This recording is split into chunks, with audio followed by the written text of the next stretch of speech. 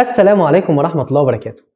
معكم أحمد الحنجور وهنتكلم في حلقة جديدة على قناة عظماء بلا مدارس.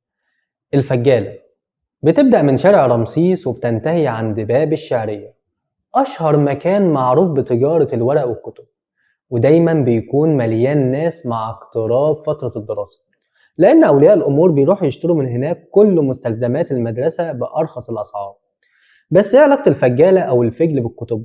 ده اللي احنا هنعرفه في قصتنا النهاردة. بس قبل ما نبدأ ما تنساش تعمل اشتراك للقناة وتفعل الجرس عشان توصلك فيديوهاتنا أول بأول. الحقيقة إن الفجالة كان اسمها زمان الطبالة.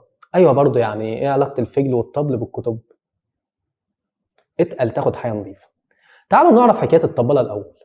القصة بترجع للقرن ال11 الميلادي، بحدوث خلاف بين الخليفة الفاطمي المستنصر بالله في القاهرة والخليفة العباسي القائم بأمر الله في بغداد.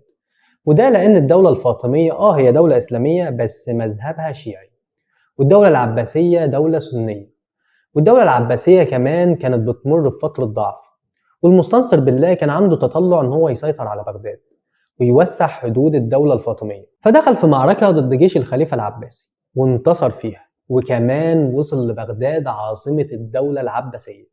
بس الموضوع ده ما استمرش كتير، لأن دولة السلاجقة جت من وسط آسيا بقيادة طغرل بك، وقدموا دعمهم للخليفة العباسي وساعدوه إن هو يرجع بغداد تاني. المهم إن مع الانتصار في المعركة ورجوع المستنصر بالله لمصر، بدأت مطربة الخليفة الفاطمي تعمل حفلات وتغني، وكان المستنصر بالله معجب بالأغاني دي جدا، فادها المنطقة دي هدية. تخيل إن منطقة كاملة من أهم مناطق القاهرة يديها هدية لواحدة لمجرد بس إنه كان معجب بأغانيها. يلا حلاوة الانتصار. فالمنطقة دي اتسمت الطبالة، ودي معناها المرأة التي تدق على الطبول. اسم الطبالة ده ما قعدش كتير، لأن بدر الجمالي قائد جيوش الخليفة المستنصر بالله عمل تجديد للمكان ده، وكان من ضمن التطوير إنه عمل بساتين حوالين المنطقة فاسمها اتغير لبساتين الجيوشي. نيجي بقى لقصة الفجالة.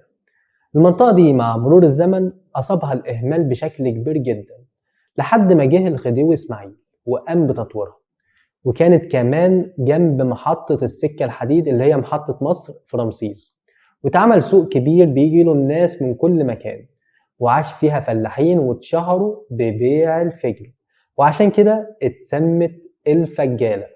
بس بعد كده بقت مركز للكتب ودور النشر، يعني فيها مثلا مكتبة مصر، دي اللي اتعامل معاها الكاتب العالمي نجيب محفوظ أكتر من 60 سنة. ودي كانت قصتنا النهاردة. شكرا ونشوفكم في حلقة جديدة.